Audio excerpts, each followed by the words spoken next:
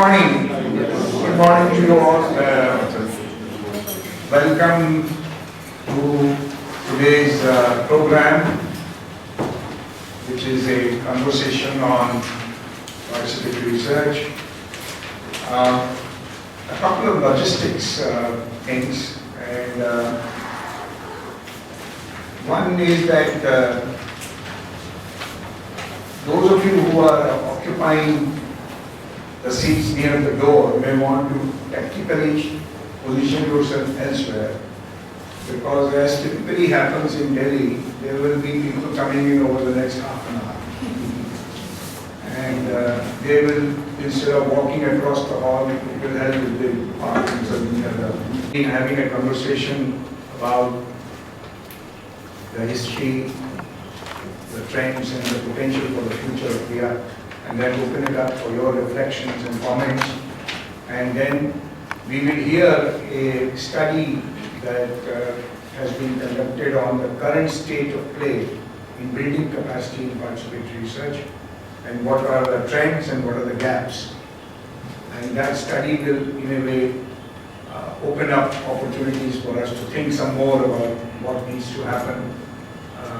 And we are delighted to have several of you make presentations and contributions in taking forward the conversation about how to strengthen capacity both in the civil society and in the academy to learn and practice participatory research in the coming future. Now, sitting next to me, the person who hasn't been given the mic to introduce himself is Dr. Bud Hall, popularly known as Bud, with a double D, because many a times you get stuck with a single one. If we have to count 2 or 3 pioneers of participatory research, Bud is of course one of them. It was his article in 1975 which first coined the phrase participatory research.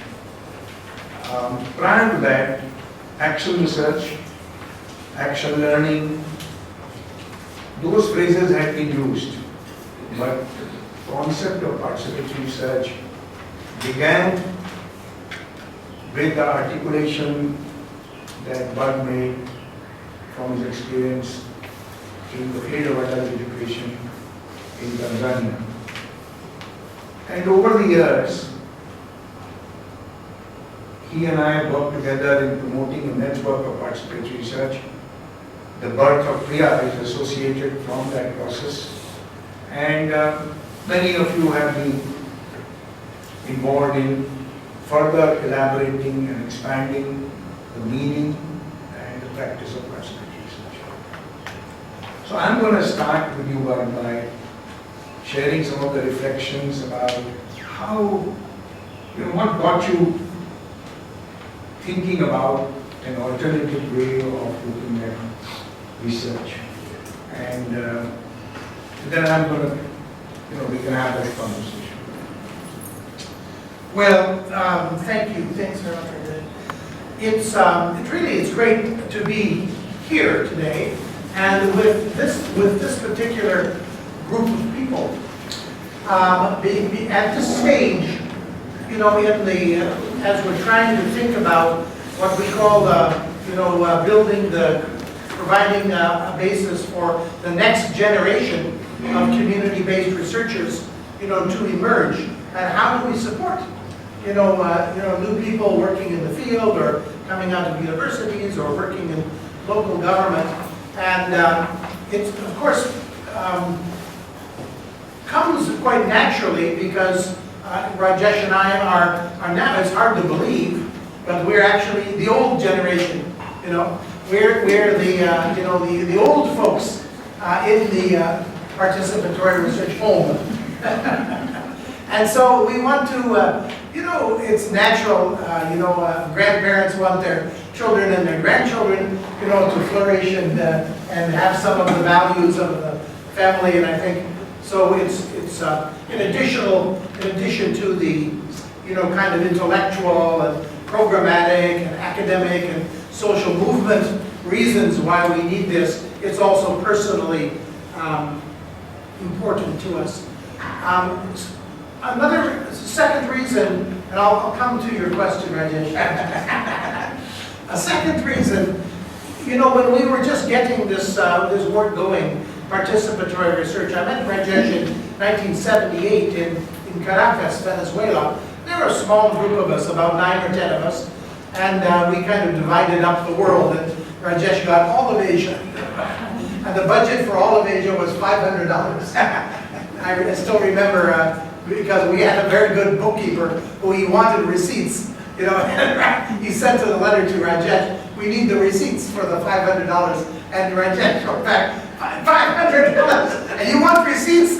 No bloody way. It wasn't that rude, but it was, so that was, and of course no Wi-Fi, nothing, no faxes. I mean, it was just postage stamp was the technology of it.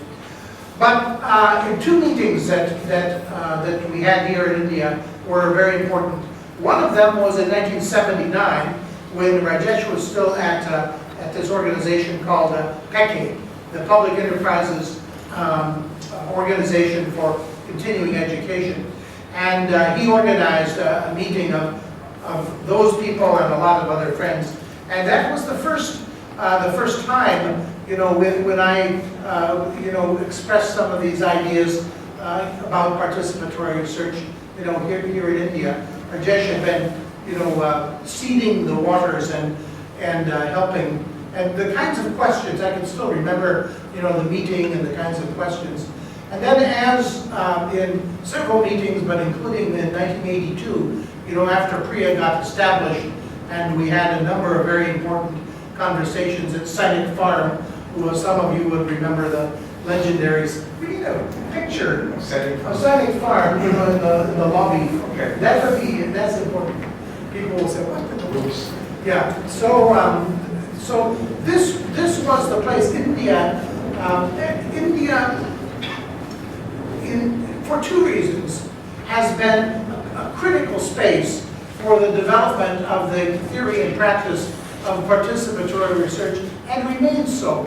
And it is so for several reasons. One is that the history, the history of struggle in India, you know, the times of Gandhiji and the long struggle against the kind of the imperial, you know, British colonizers, you know, created a generation of intellectuals who linked knowledge with revolution, with transformation, with independence, with freedom, with liberty. And that generation, you know, of which, you know, Rajesh's family was involved. Many of your families will have had links back to that period. That was an important, that's a different history than you find in Canada, a different history than you find in, you know, in other parts of Africa or in Canada. Secondly, is that there is that, you know, Rajesh himself, you know, really approached, you know, these ideas of participatory research, you know, with such enthusiasm. And as you all know, he can be a very charming fellow. But he also has this very interesting background. He was trained in a very elite. His family comes from revolutionary independence freedom fighters, but he somehow, you know, found himself in these very elite institutions. And yet he made a choice. He made a choice to commit himself to working, as you know, all these years, you know, with people who have, you know, who have been left out, or pushed out, or kept down, excluded. And, you know, I think that combination of his kind of, you know, personal qualities with that background gave him, you know, a kind of ability to walk, you know, in parts of society, to enter in and never feel, you know, subservient. I've always known he's always confident. You know, we go in, ambassadors and presidents and all these different people that we've met over the years. And Rajesh is always comfortable. Always, he meets them as people. He doesn't meet them. When he sees them, he doesn't see president, general, revolutionary. He sees Bud, or he sees Christina, or he sees Harsh, or he sees Walter. He sees them as people. And so I think that the combination and then the kind of sustained work that you folks have been doing here, and so many of my friends, Harsh and Nata and Ranjita and Martha and Preeti and all of you, Wafa, new to PRIA, all of you, the work that you've done has really carried, the practice, a long ways. So back to your question. I was, let's see, how old would I have been? I don't know, maybe about 25. And I had gone to Tanzania in order to do my PhD in the field of adult education. I was a doctoral student at UCLA, California, where Carol Logue, who's right here, is also a student from. And I was offered a job as a research fellow at the Institute of Adult Education in Dar es Salaam. All of my background in research was the standard, survey, research methodology, quantitative, statistical, and so forth. I found myself in a new Institute of Adult Education in a country that believed in adult education, a president who was an adult educator himself, and they thought that research was great because research was going to be practical and it was going to help them to make decisions about how to move adult education forward. So they welcomed me with open arms, and they gave me, all kinds of support. And so I began using all of my UCLA branded skills in order to do some research projects. The first thing they wanted was a kind of a needs assessment for 6 or 7 districts in Tanzania. So I entered into it with enthusiasm, but no Kiswahili, no background at all, never lived there in my life. I hardly knew where any of these districts were, just on the map. I only visited 2 of them because the way that research was done in those days was a very colonial model. It's cheap labor. And so you could have large numbers of interviewers, young people and national service workers. You could have 500 or 600 people spreading out, going around, asking questions of villagers. That's the colonial model. And the researcher sits in the capital city, in Dar es Salaam, in my case on the 3rd floor of a building, not as nice as this, and, designs the questionnaire, thinks about the big questions. How does this relate to needs assessment that have been done in, other parts of Africa and so forth. And then you send out, you design, you write the questionnaire, you give it to, national service workers. They go out and they ask a bunch of questions to people, and the stuff comes back to the researcher. That's me. Comes back to me. So, and I happened to find a young man, the only guy at the university, who actually knew how to use statistical analysis software package. They had a computer as big as this room, and they were able to run statistical package. So I was in my heaven. I had data coming in from the villages. I had a computer as big as this room, generating, you remember in those days, generating big stacks of paper, with all of the information. And out of that, until it came to me, and I'm thinking, okay, 17% of this, 12 of that, this is what that means. And this means, this is great. So I put together a report, sent it, and my director thought it looked nice. The report looked very nice. It looked very authoritative, a lot of numbers, and very sure, very confident report. And my director looked at it, that was Paul Making. He sent it over to the ministry. The ministry says, great, finally, we get evidence-based. You know that term? Evidence-based policy making. This was evidence-based planning, that's what they've been dreaming of. So these guys, they had a bunch of newly appointed district adult educators. Well, they sent them out. They said, "Here's your, here's the blueprint for all the courses that you can organize." And I had them organized by district and by ward, sub-district level. And they went out and they did that. And then I didn't hear any more until about 6 months. So I got the call. The district officers had all come back to Dar es Salaam for a debriefing and how are things going. And they urgently wanted to see me. Oh, great. So at Kivokoni College, I had to take a ferry over across the water, and I walked in, and by that time I could speak some Swahili, so I was feeling pretty comfortable. There weren't as many as in this room. Anyway, so I said, "So, how have things gone?" And they said, "We did, what your needs assessment showed, but in fact, the attendance has been very disappointing." I said, "How do you mean?" They said, "Well, some of our courses nobody shows up to, nobody comes, and some of them they come for 1 or 2 and then they drop out. And we're trying and we're saying it's for the strength of the country and in honor of Mwalimu Nyerere, and they don't seem to be interested." And they said, "What's the problem? What is going? What's the problem?" And I had no answer. I had no answer. It was good quality. The methodology was tight, A+ methodology. Big computer in the big room. I had the data. I had the evidence. But in fact, the process was deeply flawed. And I began to find out because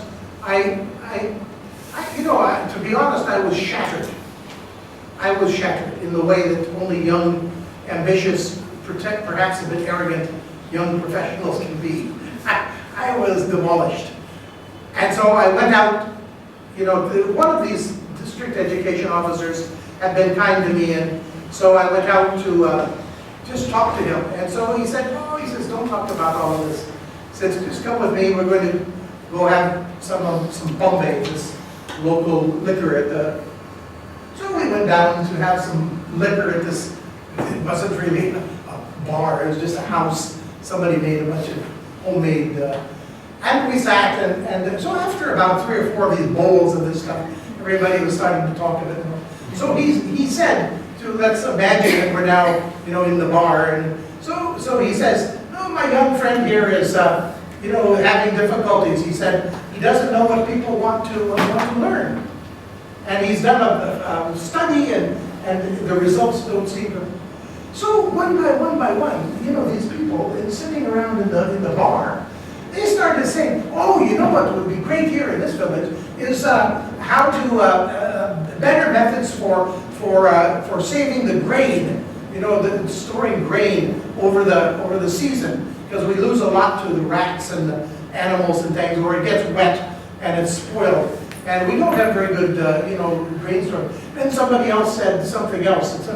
And I realized, after about a couple of hours, that I had learned more, about what the needs of that particular, just by sitting down and listening to people, simply by talking to people.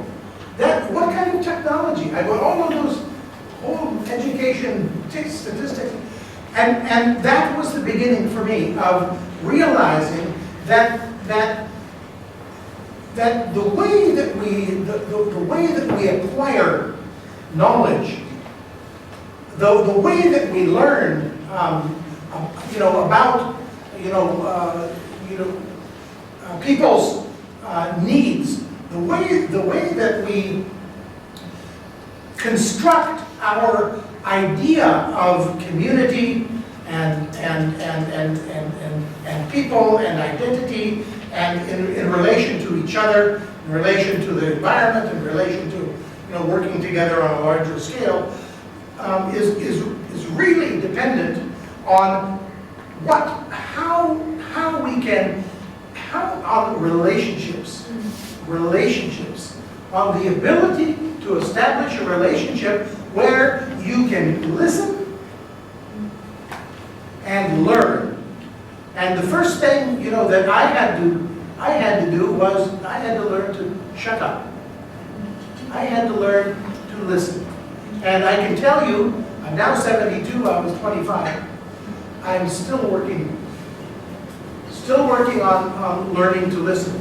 Because I think learning to listen in this kind of work is, you know, is the most difficult, is one of the most difficult things to learn how to do, and one that we need to improve. So that's a bit of a background for a start.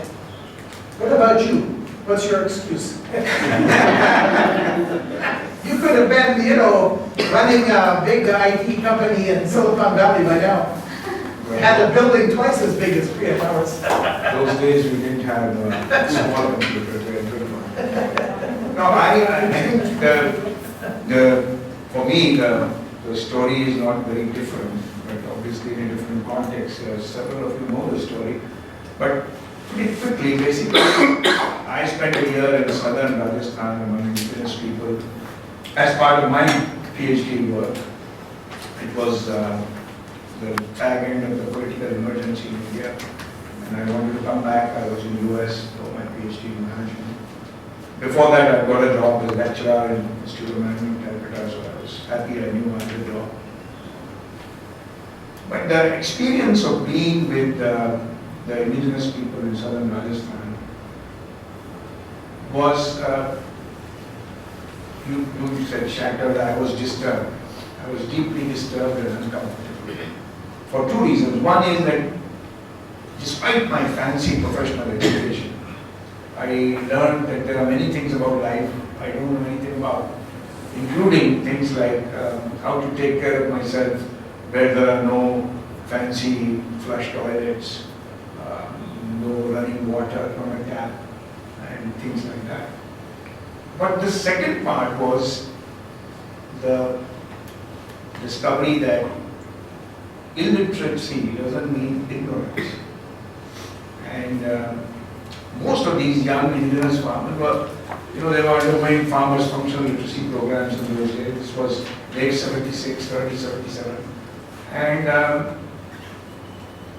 they didn't have any proper education, formal education, but they were extremely knowledgeable. And they were knowledgeable about agriculture, knowledgeable about veterinary sciences, water harvesting, ecology, they were knowledgeable about many things like that. And this became a sort of a piece of me where I started questioning my professional education, but also what is the contribution that we have made. In the early days, I began to do work as a trainer, and what would today's context would be called participatory learning process. I didn't use those phrases then. But my purpose of training those young indigenous farmers was to help them access their rightful services from the public delivery system. Agricultural services, literacy services, water services, whatever. And what triggered this thinking, as you were mentioning, right, was that every one of them would start by saying, I don't know, sir, you tell me. Equating themselves with lack of understanding, saying, I'm stupid. Some of them use this. Elderly women say, oh, I'm very stupid man. Sir, you tell me what we should do. I'll do what you say. This kind of a thing, it triggered some way of understanding how control over the minds of people is the most sophisticated form of ensuring perpetuation of status quo. But then you don't need guns and bullets and cops and surveillance mechanisms. You just, if you can control the minds of people, and if they are convinced that they are stupid, and I know all the answers, I will have a field day. I will rule over them, I'll tell them what is good for them, they will happily follow. And in our culture, in the Indian tradition, what you were saying about freedom struggle, this particular aspect goes back centuries. Because we have a Brahmanical tradition here, where the Brahmins, the upper caste, were the ones appointed by the god. They were the only ones allowed to speak and use Sanskrit, and others were not allowed. It's like the Latin issue in Europe at some point in time. And the role of the Brahmins basically was to convince the masses that the king is always right. And therefore the question about political economy of knowledge, whose interest does knowledge serve? And subsequently the question, whose knowledge counts, whose knowledge matters? So I began to see the link between knowledge and social change. And that's how when PRIA was born, we said knowledge is power. It does not mean knowledge is the only source of power, but those of us who work for the empowerment of the oppressed or the excluded or the exploited, we felt that they needed to find a way to gain their confidence in what they know, value what they know, and then acquire new forms of knowledge to build on. But they can't be empowered if they devalue what they know. If they devalue or delegitimize or undermine their existing expertise. And that's how the journey for me and PRIA began. And we began to apply this approach to various aspects. I remember one of the first things we did was in 1881, PRIA was not even born legally. There was an attempt to create a new Forest Act which would make forest dwellers as enemies of the forest. The act was designed to bring in sort of forest guards and give them guns and all that training so that they can protect forests from forest dwellers, including our indigenous people, we call them tribals, Adivasis.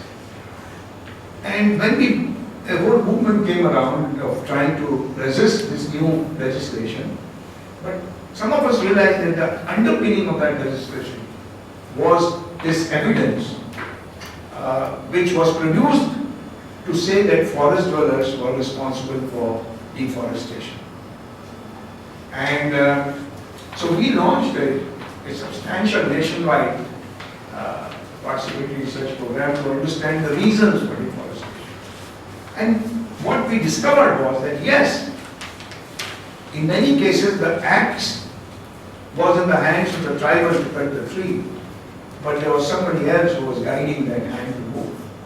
And there were vested interests inside the forest department and the timber mafia and the others who were exploiting these forest dwellers to cut down the forest. And when we began to produce this alternative body of knowledge, which looked at the experience from below, from the eyes and perspective of forest dwellers, then that became a very powerful mechanism to challenge the assumption. And later, we used the same approach when questions about the large dams began to be raised. PRIA was one of the founders of a platform in 1985 called Collective Will Against Large Dams. And what we found that the cost-benefit analysis framework which was being used to justify a dam project for irrigation and electricity had overlooked certain data. So we used the same framework of cost-benefit, but we looked at what was the cost. Now, in most cases, those who officially prepared cost-benefit analysis looked at secondary data on forest which will be, they will say, oh, this is barren area, so there is no cost here. They would, now we would go to the field and talk to the local people. There is no barren area in this country.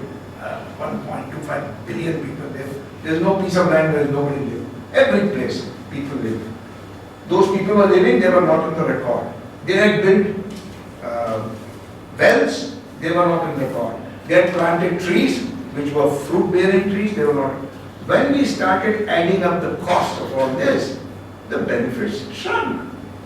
And then we were able to challenge. And North Dam was one of the examples where this alternative cost-benefit analysis, based on local knowledge, challenged that. The Silent Valley in Kerala had a similar impact. Yes, you need social mobilization and collective voice, but you also need a way of analyzing reality which starts from the lived experience of people. So that's how I got involved and PRIA got moving in this direction in those early years. But one, this is all 40 years ago, as you said. Now, one of the questions that we should reflect on a little bit is, where have been the sort of the high points and constraints on the expansion of the use of participatory research methodology, from your experience, from where you sit, so that we can then come back to the larger question of how do we take it forward.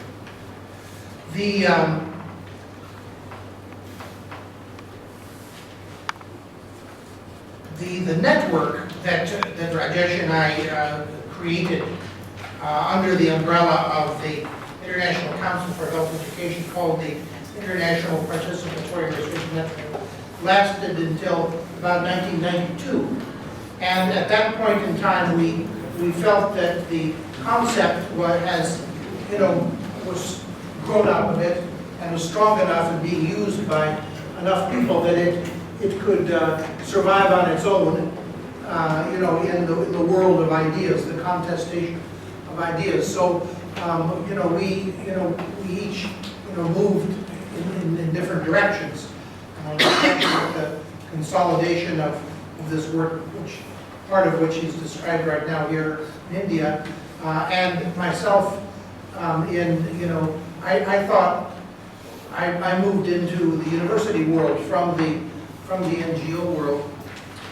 And you think about low points. I think moving into the university world was a low point. What I found the university I went to was the University of Toronto, where they have a very department of adult education and community development. I went there, and I found, we've been producing a lot of books, a lot of materials together and from different regions, and on various issues about what today we might call knowledge democracy, and all kinds of materials. And do you know that none of my fellow professors at OAC even knew of these? And our office was 5 blocks, easy blocks, not a hill, straight. It was 5 blocks. So they'd never seen any of these materials. They didn't know. They didn't want me to teach participatory research. What is that? What I realized is that the work that the energy, the innovation, the intellectual development of this work had begun and had largely remained in social movements and civil society organizations, in community organizations, and the universities, weren't interested. It wasn't something that they felt they had invented, so that it was, it wasn't there. So I actually, from a period of, I actually gave up on universities as a place to do this kind of action-oriented knowledge construction work, because I just found there was no support, no funding, not very much interest. Students, yes, but not from any of the rest of them.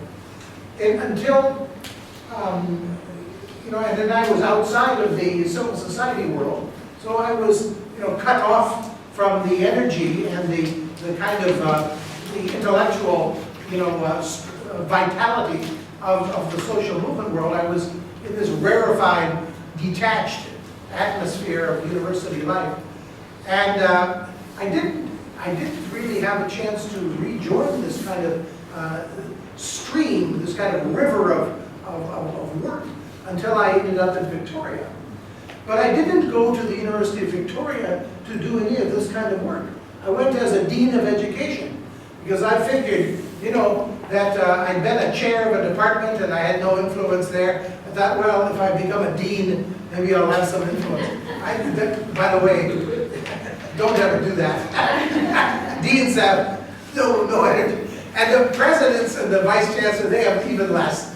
They have no control. Because nobody wants to do what the guy at the top, and mostly guys, have to say. They just want, universities are totally anarchic. We talk about anarchism in social movements. Universities are the model for anarchy, par excellence. But what I found out in Victoria, I found there was a, and I would say it's partly because of the presence of indigenous communities in British Columbia, and the particular period that we are in British Columbia, where we are actually negotiating treaties right now. In Eastern Canada, treaties were negotiated in 150, 200 years ago. In British Columbia, we're in the midst of it. And so the indigenous, Aboriginal presence is politically, very, very important. And it's having an influence on our universities. And so there are many more people in the university interested in, various names, the participatory research, community-based research, indigenous research. And so a number of other things have been happening in Canada that made it possible. But our university actually decided to create an office of community-based research. Just like, a participatory research office in the university.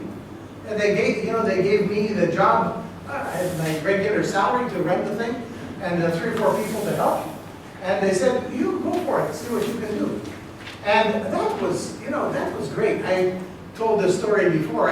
When I got that job, I was 63. And now, that's 9 years ago. And I remember, Rajesh and I were at a conference, I remember saying to the group of people, I finally, at the age of 63, I finally got the job that I really was well prepared for and very enthusiastic about. All the others were in preparation. So all of you looking around here, all you young people, 63 is just the start. So so we have, I would say the last number of years in Canada have been very exciting ones, because there's been a rediscovery of some of the, the roots of this kind of work. And I would say in combination with this notion of decolonizing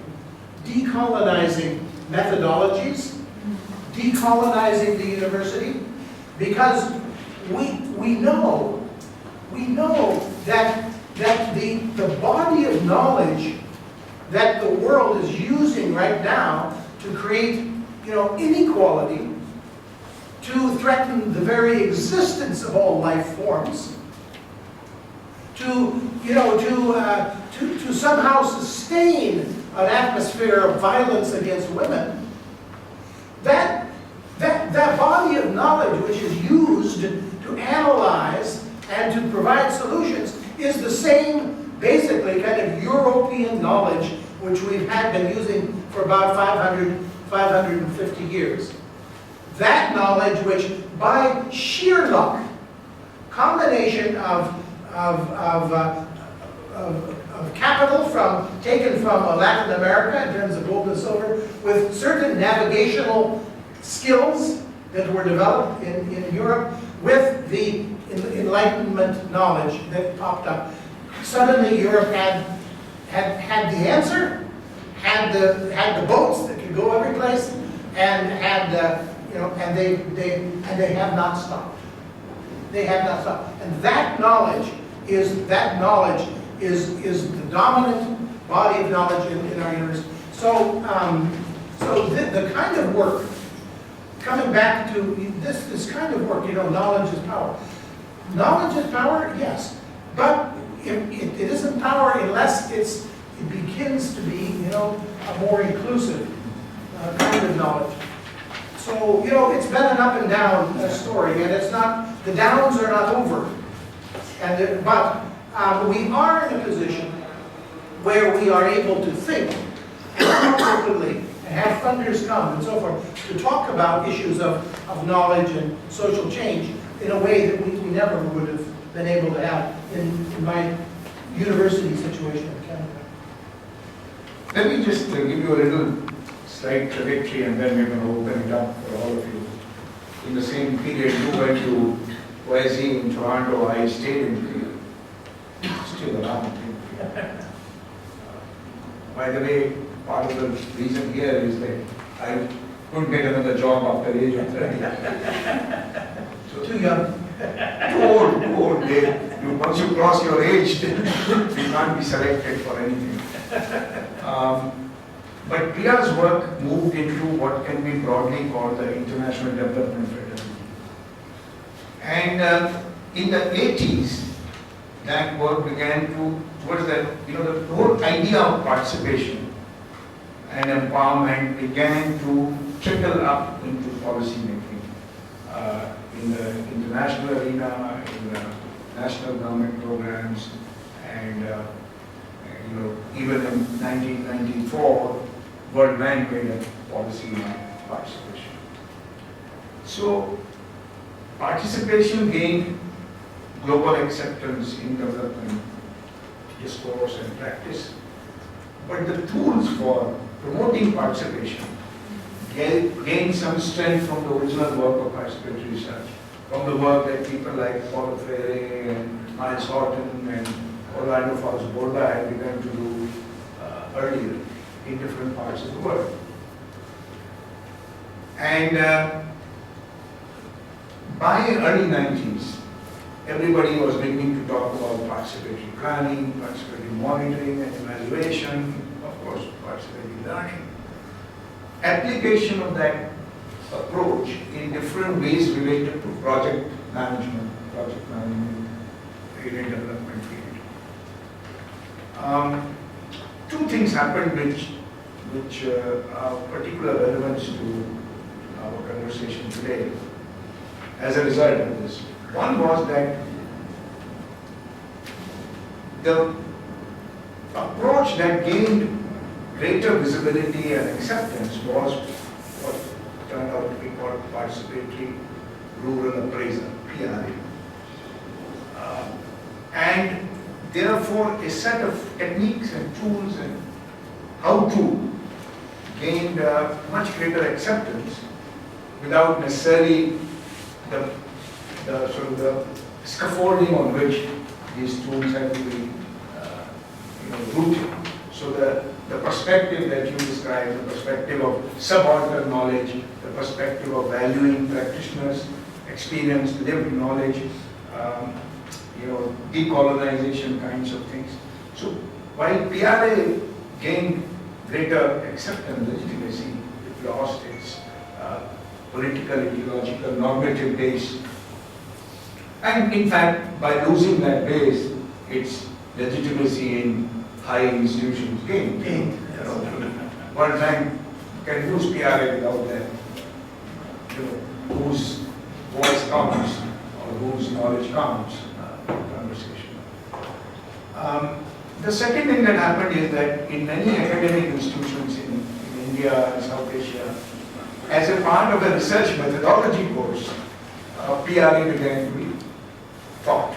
So participatory research entered academic discourse, but only as a small subset of a larger research methodology program. By, I would say, by mid-90s, there will be several faculties in universities which will be teaching participatory research, mostly PRA, but within a research methodology framework. In the 21st century, there has been, in my view, a little less support for participatory research. And partly related to what you were mentioning earlier, many of us, even in the civil society, got logged into an evidence-based approach to advocacy. And for us, good quality evidence meant crunching good numbers and sort of having a policy dialogue required being able to show, significant relationship between this and that or whatever. And the practice of participatory research remained limited to planning and monitoring of the projects, but a lot of the model of work that, even that PRIA was doing in the 80s, by the last 10 years, that lost that trust.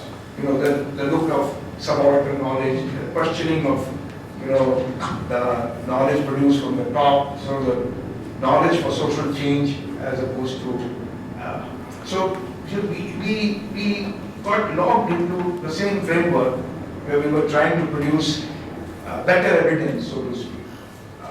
And a lot of us began to, I think, lose the cutting edge.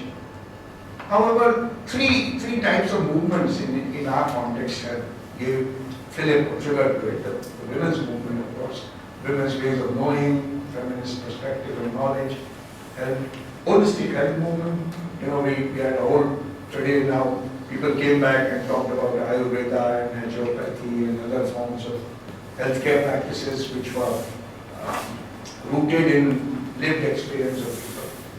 And of course the ecological movement, turned around finally saying, well, the tribals have some body of knowledge because they know how to protect trees and water and live with wildlife, etc., etc. So we are in an interesting stage in our, as I see. There are many more, I think, students in academic institutions are interested in learning about participatory research. But it doesn't mean that the curriculum has really changed significantly to incorporate that. We do receive interns from Indian and other universities who come and want to learn participatory research. But we realize that their own preparation before they come is not there. So they haven't had any exposure to this. So I think this is where we should open this conversation up. Here are a few reflections as to what other people's sense is, where are the challenges in building capacity, greater capacity for the practice of participatory research. So let's open this up. After a few reflections, then we will invite Walter to share his